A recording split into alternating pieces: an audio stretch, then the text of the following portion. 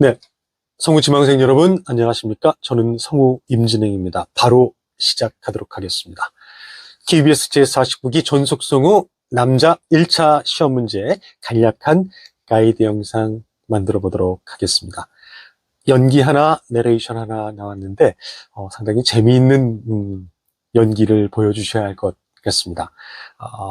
아이들한테 이제 영웅론을 설명을 하고 있는데요. 왜 이 사람이 이 말을 하는지 너무 심오하게 딱 하나의 그 정답을 찾으려고 하지 마시고요.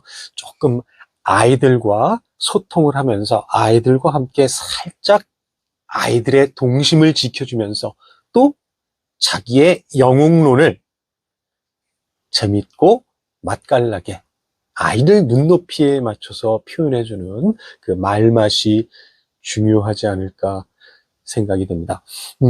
이 사람은 이제 본인이 영웅이라고 생각하는 거죠. 뭐 영웅이 꼭 무슨 뭐 어벤져스 같은 그런 영웅은 아닐 겁니다. 우리 사회에서 아주 뭐 작은 일을 남을 위해서 돕는 사람들도 충분히 영웅이 될 수 있다라고 생각하는, 어떻게 보면 좀 순수한 마음을 가진 사람인데, 아이들한테도 우리 사회에는 곳곳에 이런 영웅적인 행동을 하는 사람들이 있단다. 얘들아, 너희들도 꼭 영웅이 돼야 돼.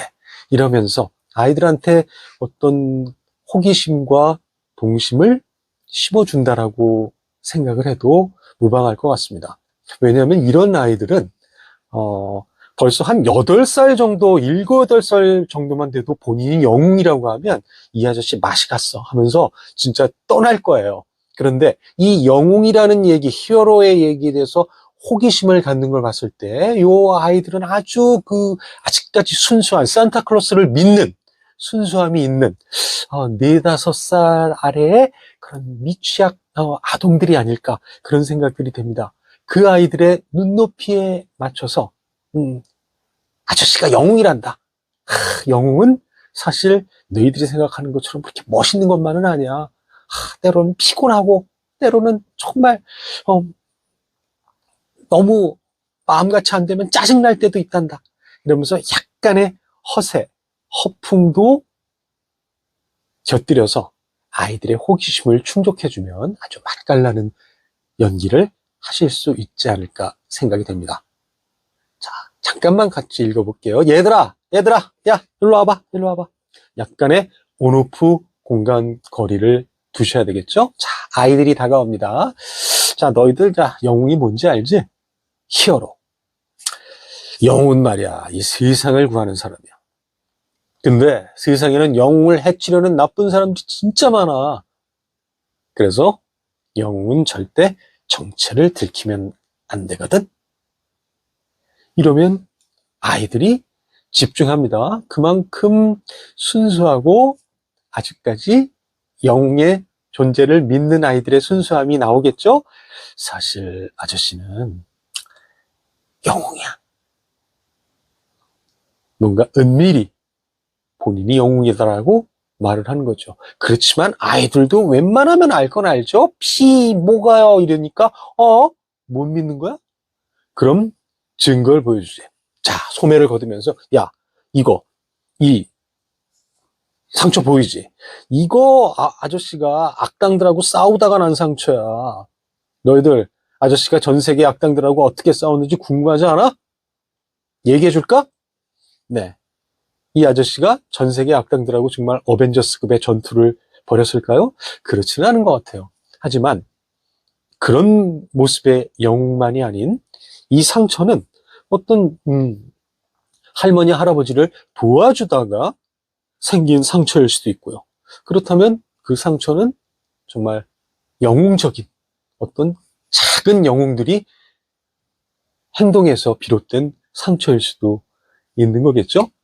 그러면서 조금만 좀 더 허세를 좀 부려서 아이들한테 흥미를 유발하게끔 이 아저씨가 전 세계 악당들하고 어떻게 싸웠는지 궁금하지 않아? 얘기해 줄까? 이러면서 뭔가 활극의 느낌을 주려고 아이들의 호기심을 끌어야 되겠죠. 그럼 아이들은 순수하게 네라고 말하겠죠. 대신 약속을 해줘야 해.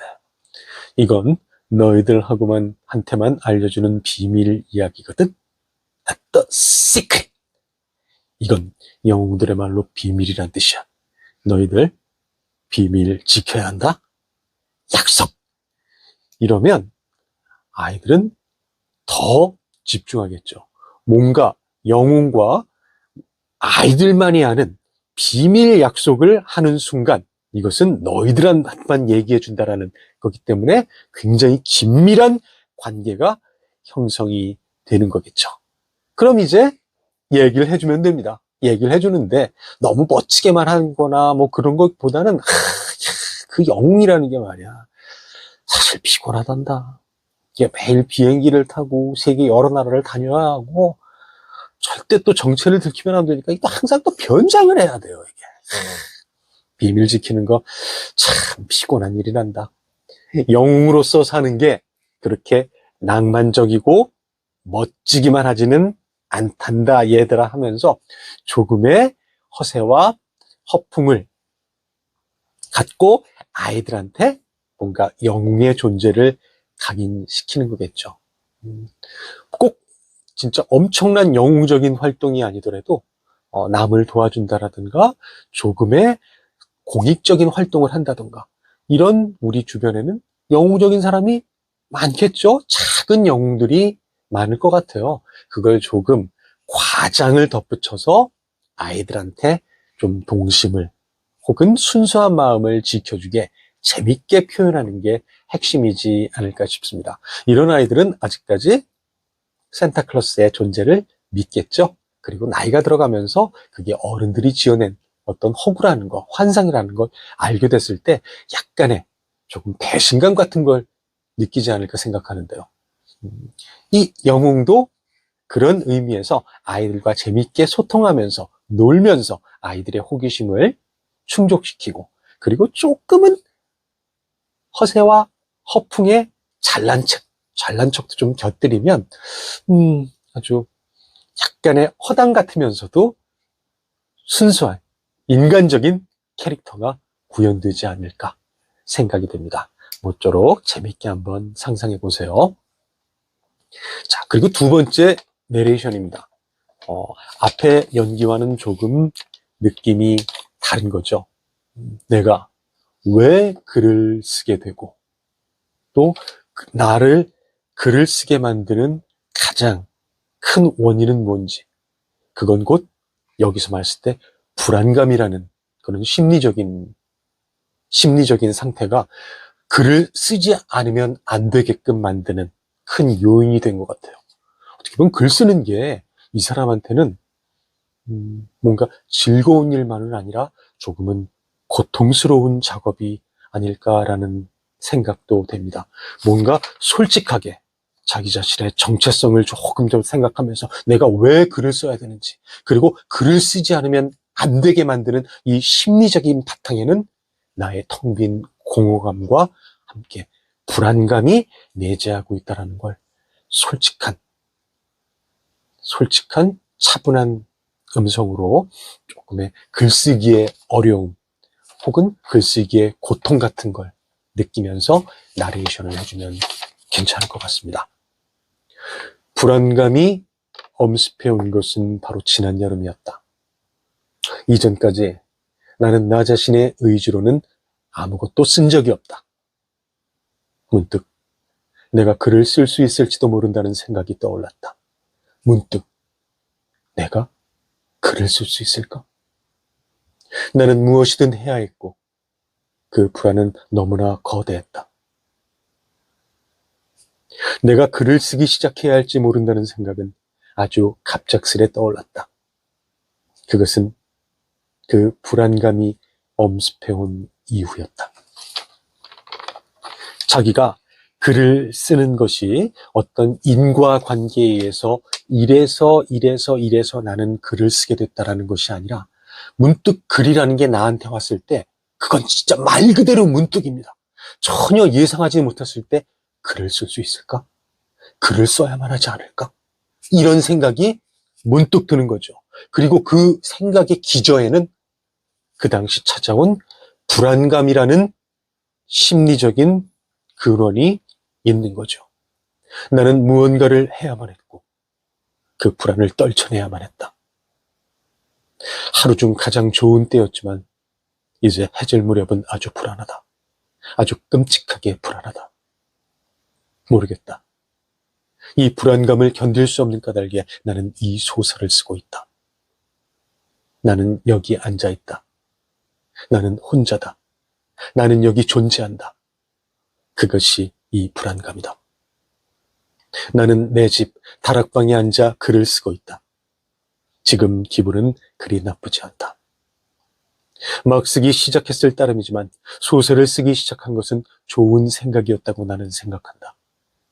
이 불안감은 견딜 수가 없고 그것이 내가 글을 쓰는 이유다.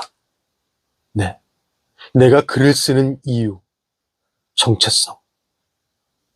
마음 편하게 그냥 마음 편한 상태에서 내 의지로 인해서 글을 쓰는 것만이 아닌 어떤 불안감과 허무, 이러한 감정이 나를 엄습해 오면서 글을 써야만 이 감정으로부터 잠시나마 도피할 수 있다라는 어떤 자기 자신의 어떤 글쓰기의 고통 같은 내재된 심리 상태를 표현하는 내레이션이 아닐까 싶습니다.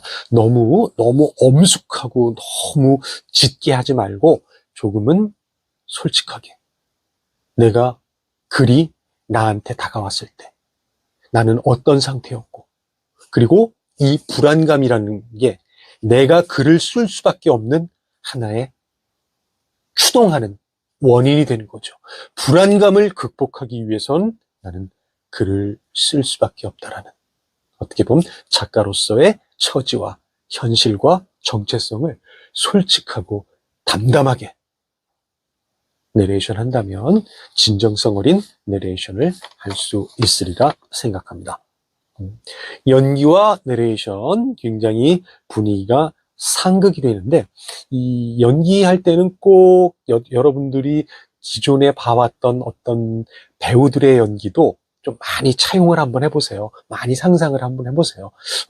뭔가 좀 시답지 않아 보이면서도 뭔가 조금은 허풍과 허세, 그러면서도 조금은 인간적인 약간의 빈 듯한 그런 느낌으로 해주셔도 되고요. 어쨌든 아이들 수준에 맞게끔 재미있게 아이들과 소통하면서 말맛을 살려주셔야 된다는 거, 재밌게 생동감 있게 연기를 해주셔야 되고요.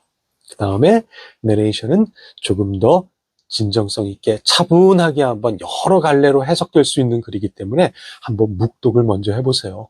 그래서 이 글이 나한테 어떤 느낌으로 다가오는지 조금은 차분하게 글을 느껴보시고 솔직하게 글을 써야만 하는 이유와 글 쓰는 고통을 솔직하게 표현하신다면 훌륭한 내레이션을 할 수 있지 않을까 생각이 됩니다. 자, 남자 여러분, 마지막 마감 시간까지 끝까지 최선을 다해서 여러분들의 상상력을 발휘하면서 멋진 연기로 제출하시길 기대하겠습니다. 끝까지 화이팅 하십시오. 고맙습니다.